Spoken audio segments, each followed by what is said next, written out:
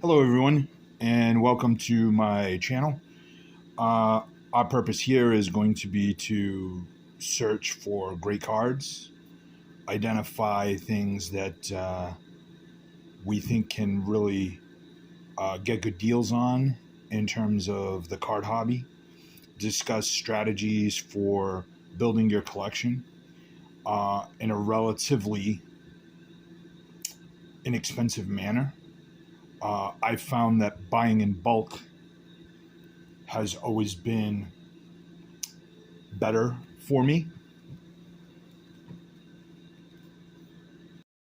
Sorry about that. Just had to pause and shut off the AC. I didn't know if it would interfere with the audio for the video. So, basically, our goal is to be better sports card collectors. It's always my goal. I hope I can help anybody with any questions they may have. I've been collecting cards since 1985. Uh, and I recently got back into it maybe in 2011. And again, the bulk of what we're going to be doing here is going to flea markets to see what we can find. I've gone to auctions and bought cards at auctions, that type of thing. Um, Certainly look for stuff that we can find on eBay, which is a good deal, which is, for this first video, one of the stories I'm going to take you through to help build my collection of Topps baseball. I found a vendor on eBay that was selling every set from 1973 through 2020 of Topps, which was really, really good. We hammered out a price. It was expensive, but I thought worth it. The cards were in impeccable shape. He shipped them from Canada to me. And many of the sets were factory sets.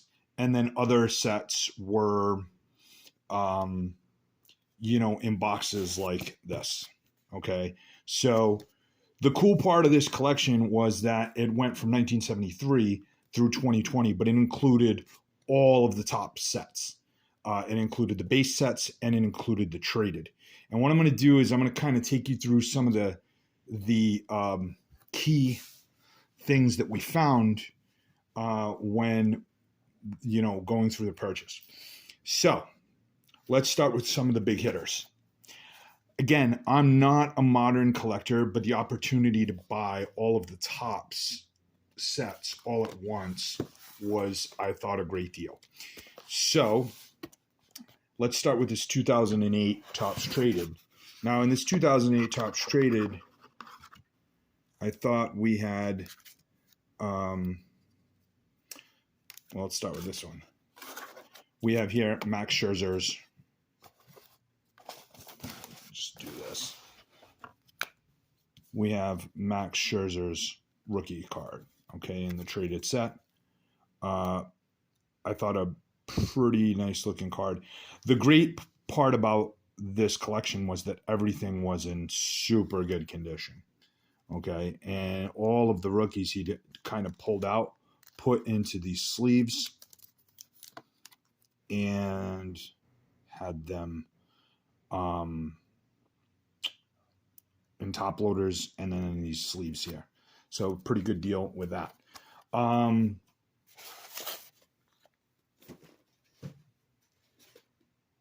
Hold on a second. I'm fairly new to this. I'm going to grow as you grow. We're going to grow together. I'm going to sort of try to learn as I go. The coup de grace of this, besides the various factory sealed sets and that sort of thing, is this particular was the Topps 2011 traded. So in this, I probably should have done this beforehand. So in the Topps 2011 traded, as you can see, it came with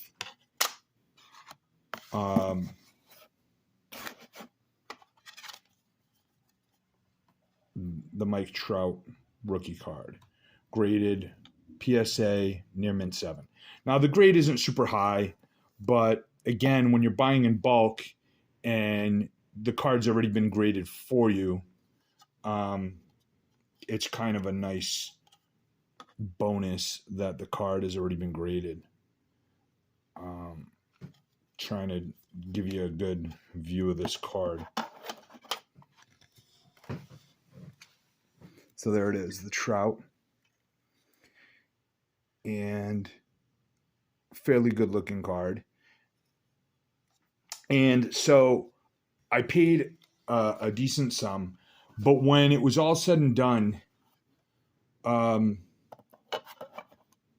was able to pick up some 78 top sets between base and updates for a little over 6,000 US.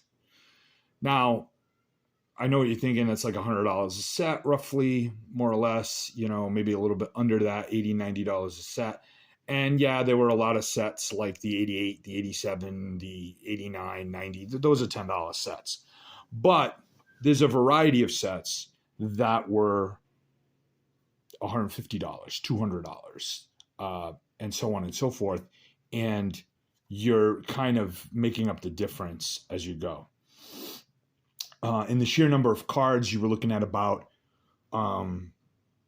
25 cents a card. Now, I know that there's a lot of commons, and you're saying you don't want to pay 25 cents for the commons. But that price sort of factors in here for the Trout, too. The Trout, I picked up, I'm factoring in that this card also cost me 25 cents graded. Now, at the time that I picked up the collection, this card was probably selling in a near mint 7 for about $800 to $900. I'm sure it's gone down because the market has taken a hit, but it's not bad for that collection to get a card like this. The other card let's see what other cards he included in 2011. So we have JD Martinez's rookie and Jose Altuve's rookie. Okay. Now, of course, this would have been better if these were all chrome, but I thought it also wouldn't cost me what it did. It would have cost a lot more money than what I paid for it if all of this was chrome. The other cool thing about it was, since I'm a vintage guy, it was cool to get these cards of rookies throughout the 2000s. 2000 to 2020, Shohei Ohtani and other big name players from this time frame, the various juniors that are out there, right? I mean, Vlad Guerrero Jr. and Dante Bichette Jr. and all of these guys who I'm watching today in the game, and I see that they're, sort of doing their thing. Let's look at some of the other cards. So I'm going to put these back over here for a second, and we'll look at the 2003 Topps traded, see if there's anybody good in here. Probably not the best one I decided to select, but Robinson Cano. Okay, so you have here the Robinson Cano rookie card in the traded set from 2003. Again, not the best, player, but Robinson Cano, no slouch either. Let's see what we got here. Now, I couldn't obviously pull all these boxes out and show you every single card because this would be an hour-long video.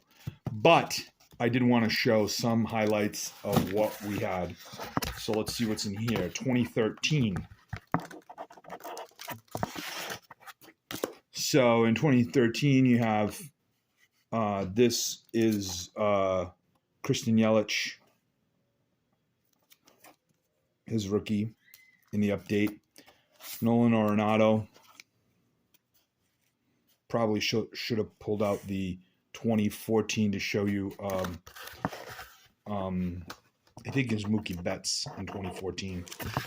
And then here's a guy, had a good game today. Corey Kluber. Sorry about the light. Again, this is a growing experience for me, so I'm going to kind of help you through that. But what I was saying before is that as a vintage guy, the cool thing for me was that by picking up these sets, dating back to 1973, I was able to complete my 1973 set, which was the only one up until from that time frame, 1973 to 2020, vintage-wise, that I was missing. So I was able to pick up a Mike Schmidt, a couple of the key rookies, some of the high numbers from the 73 set. And along the way, I was able to upgrade my 75, my 74 set, a little bit 76, because I had a couple of dogs in that set here and there, 77, 78, but all those sets were complete. So I was able to kind of update that. And the beauty of it was that I then sold on eBay the extra cards. I don't need 12 1975 sets. I mean, obviously that's not a bad play. If you're looking to invest, that is not a bad play. However, having 1 million cards can, or 2 million cards can certainly take up a lot of space and a lot of things that you're going to need to sort of figure out as you go. But the cool thing about that was, hey, I got some of these cards, and what I can do is I can sell them. And I did. I put them on eBay, and I was able to make, between $1,500 and $2,000 of my actual cost back with some of the duplicate sets that I had. And of course, all the while upgrading my collection. So here is the 2001, which is another box I randomly pulled out, which had the Albert Pujols rookie from the traded. Okay.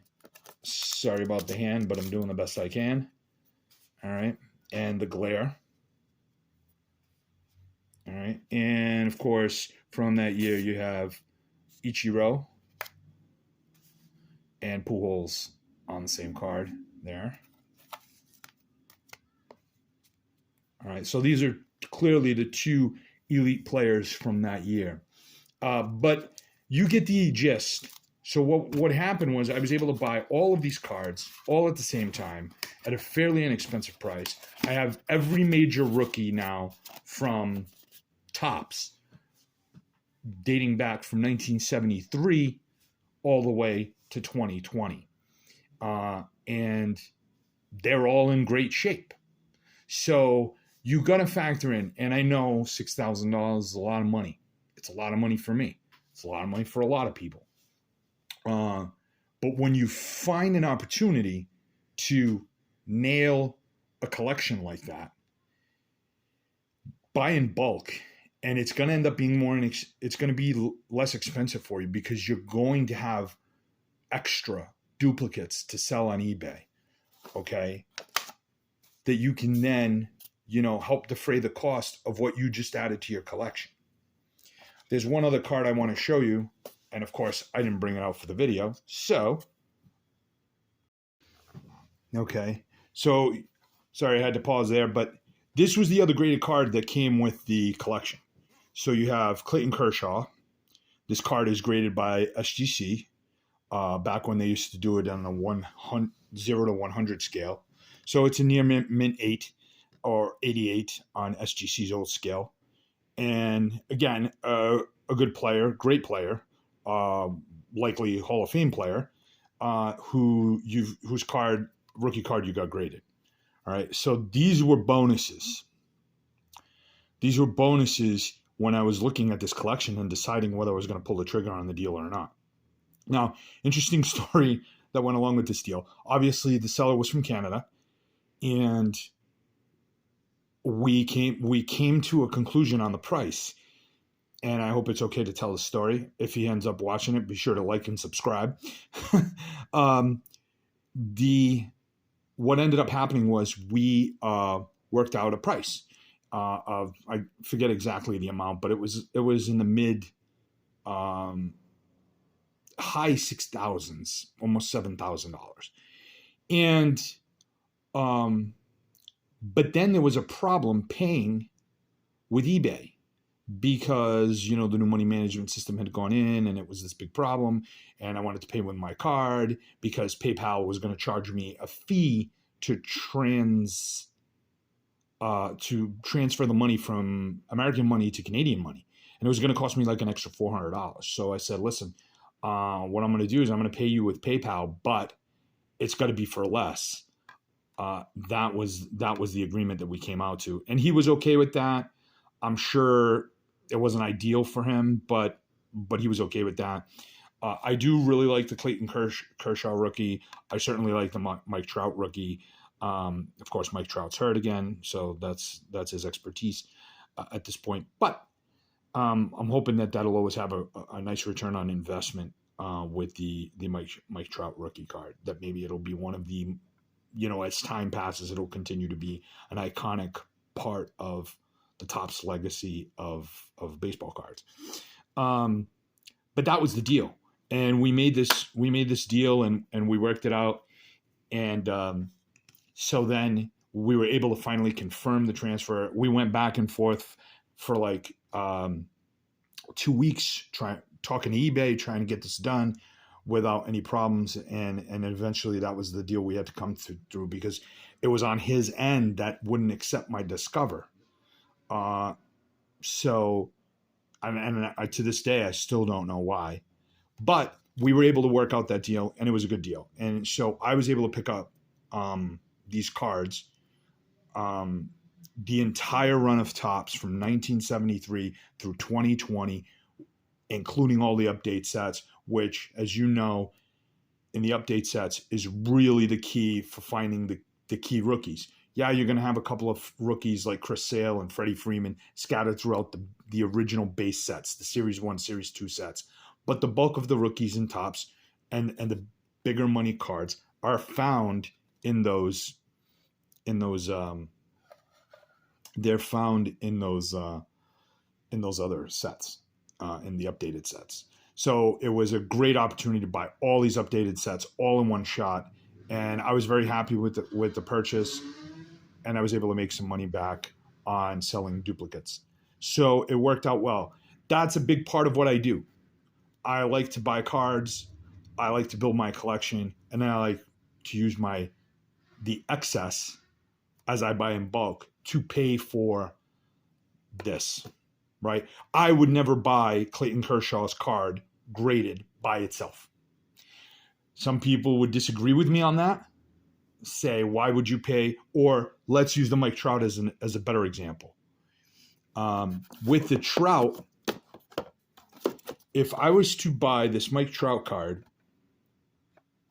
at the time that I bought this entire collection, this card alone, this Mike Trout card in this grade would have cost me roughly $700 to $800.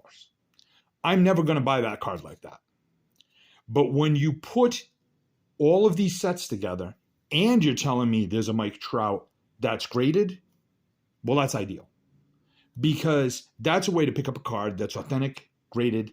We have a number grade. It's ready to sell at the drop of a hat if I need to. And this card cost me peanuts by comparison, as if I went, instead of going out and buying a Mike Trout rookie update by itself. Because the person who's selling this card alone is going to be charging close, whatever the comps are.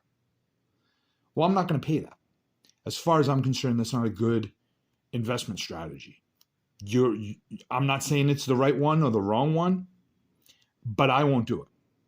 But if you can tell me I can get 2 cards of 2 future Hall of Famers as part of a bulk deal where I get what I really want, which is every rookie that Topps released from 1973 to 2020, including all updates, well, then that's an ideal scenario. Well, I want to thank you for bearing with me on my maiden voyage. I don't know how many views this particular video will get. I'm going to do my best to continue to upgrade the quality of the videos. I bought a tripod, and of course, you get what you pay for, because this particular tripod doesn't get me anywhere near the kind of stabilization I want for these videos. But you live and learn. So if you like this video, be sure to subscribe, like it, comment. I love comments. One of the main purposes of this channel is going to be for us as collectors to enjoy the hobby together and learn from each other. I certainly hope to learn from all of you, and I hope vice versa. So thanks again for watching, and I'll see you in the next video. Thanks. Bye-bye, guys.